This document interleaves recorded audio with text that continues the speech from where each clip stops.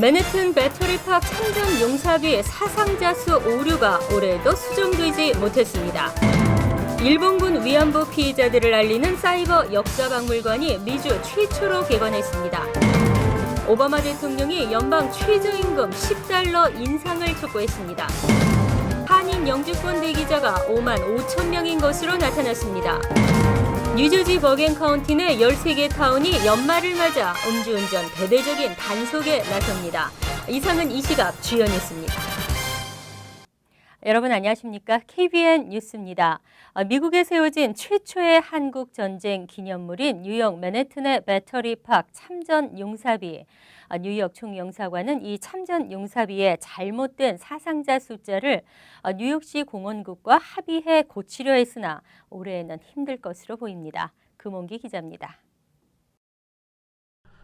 배터리팍에 세워져 있는 한국전 참전 용사비에 새겨진 사상자 수가 한국 국방부 군사편찬연구소가 기록한 사상자 숫자보다 크게 축소돼 기재되어 있습니다. 뉴욕 총영사관은 잘못된 숫자를 바로잡기 위해 뉴욕시 공원국 측과 합의했으나 뉴욕시 퍼블릭 디자인 커미션에서 부결됐다고 오늘 기자간담회를 통해 밝혔습니다. 이 문제와 관련해 총영사관은 지난 11월 말 뉴욕시청을 방문해 깊은 유감을 표명하고 이 사업을 지속적으로 추진할 수 있도록 요청한 상태입니다. 하지 마시고 그냥 이렇게 알려졌다 이 문제를 내년에도 특히 내년에 이제 뉴욕에 새로운 시장이 되고 새로운 집행부가 들어오게 되겠는데. 그런 뉴욕의 새로운 집행부가 들어오는 거에 맞춰서 저희도 이 문제를 다시 추진해 볼 계획을 갖고 있습니다. 한편 총영사관은 지난 4일 오전 뉴욕에 도착한 메트로노스 열차상으로 숨진 고 안기숙 씨의 유가족들에게 이번 사고가 최종적으로 마무리될 때까지 최대한 지원을 아끼지 않을 방침이라고 밝혔습니다. 그런 성격의 여러 가지 적극적인 지원을 보내주시고 관심을 가져주신 데 대해서 감사를 드리고 우리 뉴욕 총영사관으로서도 이번 사건이 최종적으로 마무리될 때까지 최대한의 지원을 계속해 나갈 예정입니다. 고 안기숙 씨의 장례는 퀸즈 플러싱에 위치한 중앙장의사에서 오늘 오후 8시에 치러졌으며 내일은 안 씨가 생전에 다니던 우드사이드 성 세바스찬 성당에서 발인 미사가 이어질 예정입니다. KBN 뉴스 금홍기입니다. 미주 최초로 일본군 위안부 피해자들을 알리는 사이버 역사 박물관이 개관했습니다. 일본군 위안부 제도의 배경부터 피해자들의 증언까지 위안부 이슈와 관련된 다양한 자료들을 엿볼 수 있습니다. 주성훈 기자가 보도합니다. 일본군 위안부 피해자들을 세상에 알리기 위해 문을 연 일본군 성폭력 피해자 사이버 역사 박물관. 한국어와 함께 영어가 지원돼 외국인들도 쉽게 위안부의 실상에 대해 알 수 있습니다.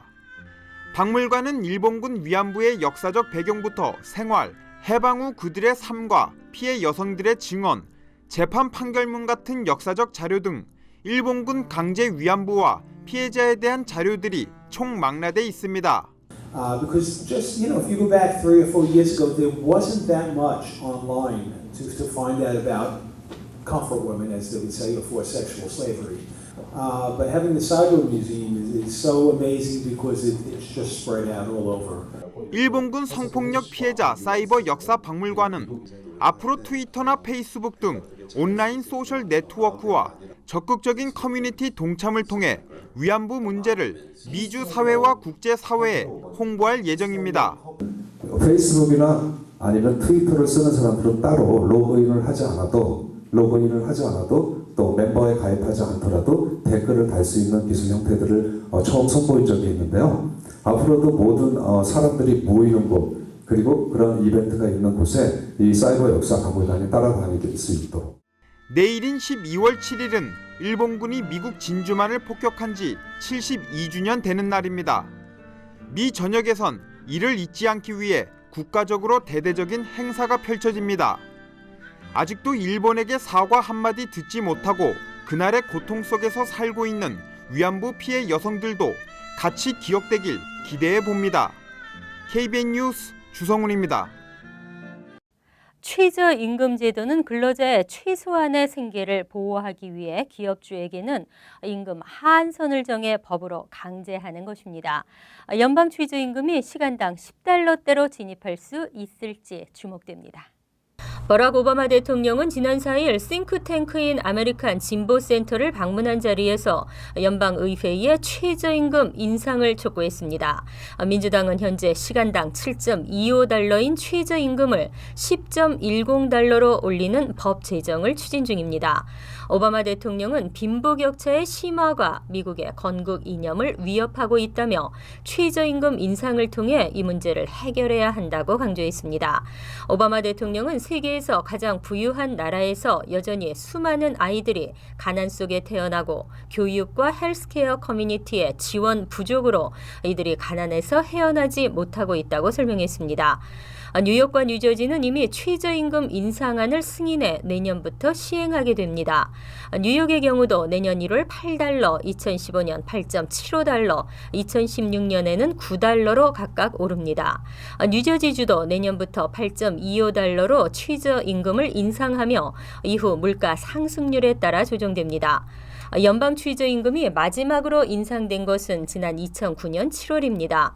뉴욕과 워싱턴 DC를 비롯해 미 전역 100개 도시에서 동시에 열린 시위에서 근로자들은 최저임금 $7.25로는 생계를 유지할 수 없다며 최저임금 $15를 요구하고 나섰습니다. 한편 미 국민들은 전반적으로 최저임금 인상에 찬성하고 있습니다. 이민서비스국의 업데이트 소식에 촉각을 곤두세우며 자신의 차례를 기다리고 있는 영주권 신청 대기자들. 느림보 걸음이 풀리지를 않고 있는데요. 현재 한인 영주권 대기자는 5만 5천 명으로 나타났습니다. 연방국무부가 어제 발표한 영주권 문호별 대기자 현황을 보면 지난달 한인 이민 대기자는 가족 이민 부문 5만 125명, 취업 이민 부문 5,095명 등 총 5만 5,220명으로 집계됐습니다. 전체 이민 대기자 432만 2,575명 가운데에서는 1.3%에 해당하는 것입니다. 출신 국가별로 한국은 13번째를 차지했습니다. 특히 한인 영주권 대기자들이 가장 많이 몰려있는 부문은 시민권자의 형제 자매 초청인 가족이민 4순위였습니다. 여기에 3만 7천여 명이 대기 중으로 전체의 절반 이상을 차지했습니다. 취업이민도 출신 국가별 4위를 기록할 정도로 적체가 심각한 것으로 나타났습니다. 여기에서도 취업 3순위의 대기자가 가장 많아 전체 한인 취업이민 대기자의 72%에 달했습니다. 종교이민과 투자이민 부분에서도 한인 대기자 수는 각각 18명과 126명으로 출신 국가별 3위와 2위에 랭크됐습니다. 이외에 취업 1순위 경우 한인 대기자는 전체 2,691명 중 178명으로 6.6%를 차지했으며 2순위는 전체 15,866명 중 1,100명으로 6.9%를 기록했습니다. 신분 유지를 위해 어학원 등에 등록해놓고 출석하지 않은 사람들 자칫 불법 체류자로 전락할 수 있어 주의가 요구됩니다. 학교의 불법 행위를 단속하기 위해 I-210을 발급한 학교들에 대해 비자 규정 준수 여부를 철저히 감시하면서 심사를 대폭 강화해 문을 닫은 곳이 상당수입니다. 유학생 입학 허가서 I-210을 발급하는 어학원이나 학교를 대상으로 한 연방정부의 인가 기한이 오는 13일 끝납니다. 지난 2010년 연방의회는 불법 I-210 발급을 단속하기 위해 영어 교육 프로그램 인가법을 제정하고 이에 따라 오는 13일까지 영어 교육 인증위원회나 교육훈련 인증위원회의 승인을 받도록 했습니다. 승인받지 못한 학원이나 학교는 학생 교환 방문 정보 시스템 세비스 등록이 전면 중단되고 더 이상 I-210를 발급할 수 없게 되며 이미 발급된 I-210로 취득한 학생 비자도 만료됩니다. 현재 대부분의 학원과 학교들은 이미 신청해서 승인을 받았거나 기각됐고 일부는 기각에 따라 문을 닫은 상태입니다. 어학원 등이 문을 닫게 되면 이민세관 단속국은 학생들에게 통지문을 발송하지만 학원에 학생 관련 서류가 제대로 없어 연락을 하지 못하는 경우가 많습니다. 또 일부 학원은 환불 요구를 막기 위해 잘 출석하지 않은 학생들에게 이 사실을 알리지 않은 것으로 알려졌습니다.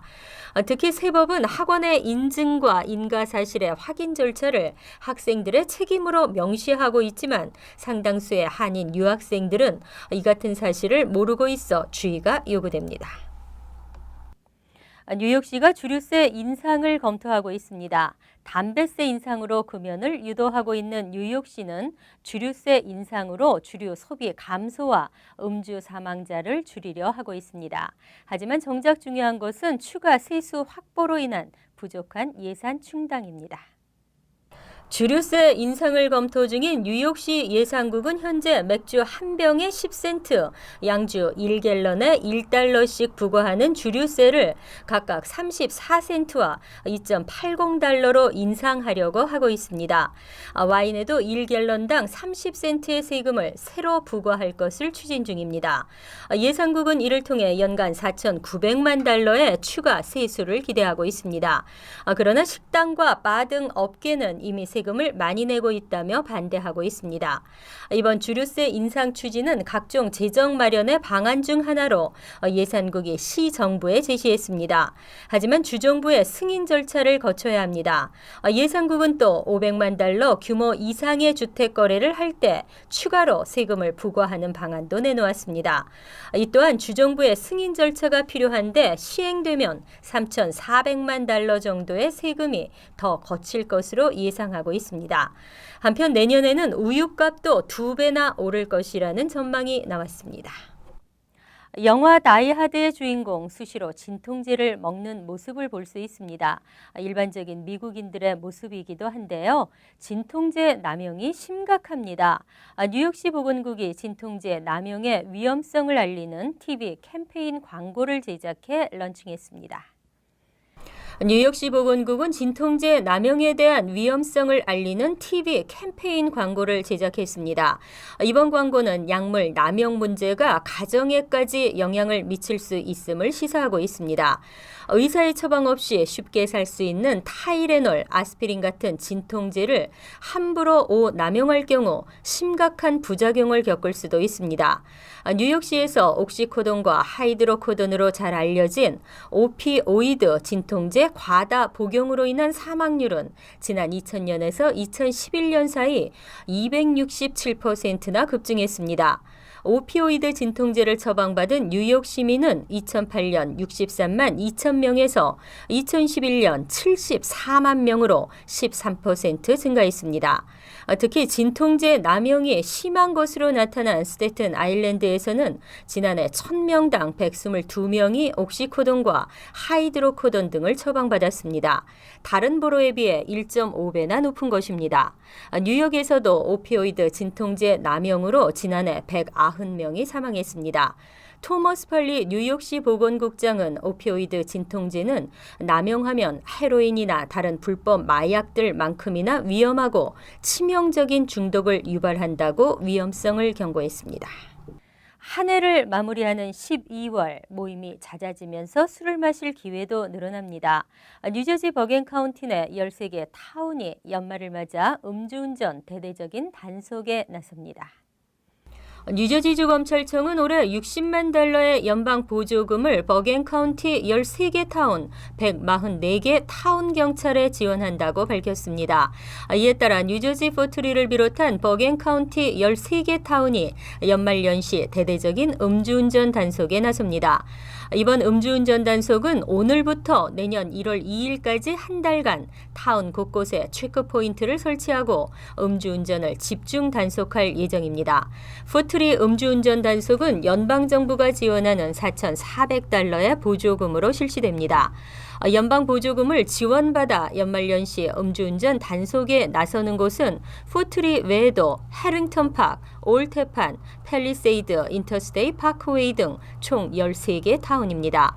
뉴저지주 검찰은 지난해에도 연방 보조금을 받아 83개 타운에 지원했으며 1,500여 명이 넘는 음주운전자를 적발했습니다. 연말연시를 앞두고 뉴욕, 뉴저지 일원 대대적인 음주운전 단속에 한인들도 각별한 주의가 요구되고 있습니다. 인도네시아 자카르타에서 개최된 국제영화제 페스티벌 2013에서 다큐멘터리 체인지가 골드 어워드를 수상했습니다. 글로벌 사이버 대학교 총장 이승헌 씨 작품입니다. K-팝으로 한류 열풍이 뜨거운 인도네시아 자카르타에서 지난 27일과 28일 이틀간 국제영화제 페스티벌 2013이 열렸습니다. 글로벌 사이버 대학교 이승헌 총장은 다큐멘터리 체인지로 골드 어워드를 수상하며 참 나를 깨닫는 기쁨을 여러분께 전하고 싶다고 수상 소감을 밝혔습니다. 체인지는 이번 국제영화제 개막 작품으로 선정돼 약 600여 명의 영화 관계자들 앞에서 상영됐습니다. 인도네시아 국제영화제 위원장 다미안은 체인지는 다른 작품과는 차별화된 참신한 스토리로 인간 뇌의 활용에 대한 획기적인 방법을 제시하고 있다고 평하며 영화제 최고의 작품으로 선정된 이유를 밝혔습니다. 올해로 5번째를 맞는 인도네시아 국제영화제는 미국을 비롯해 전 세계에서 500편이 넘는 영화들이 응모를 하며 치열한 경쟁을 펼쳤습니다. 이상으로 KBN 뉴스를 마칩니다. KBN과 함께 즐거운 주말 되시기 바랍니다.